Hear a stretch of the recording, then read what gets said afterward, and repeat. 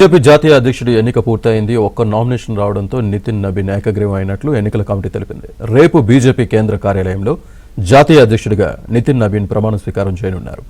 ఈ కార్యక్రమానికి ప్రధాని మోదీతో పాటు బీజేపీ అగ్రనేతలు హాజరు కానున్నారు.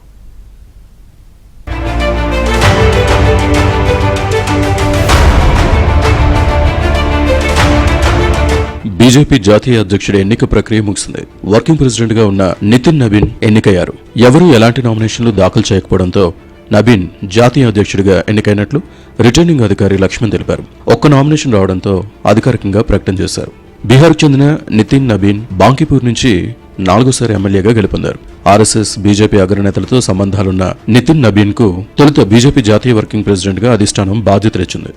దానికి తోడు ప్రస్తుతం జాతీయ అధ్యక్షుడైన జేపీ నడ్డా పదవీకాలం ముగిసింది. దీంతో పార్టీ జాతీయ అధ్యక్షుడి ఎన్నికకు సంబంధించి నోటిఫికేషన్ విడుదల చేసింది. నితిన్ నబీన్ అభ్యర్థిత్వాన్ని బలపరుస్తూ 37 రాష్ట్రాలకు చెందిన అధ్యక్షులు నామినేషన్ పత్రాలు సమర్పించారు. ఈ కార్యక్రమంలో UP CM Yogi Adityanath, Uttarakhand CM Pushkar Singh ధామీతో పాటు పలువురు కేంద్ర మంత్రులు, కీలక నేతలు పాల్గొన్నారు. ఏపీ నుంచి బీజేపీ చీఫ్ మాధవ్, మంత్రి సత్యకుమార్, కేంద్ర మంత్రి శ్రీనివాస్ వర్మ హాజరయ్యారు.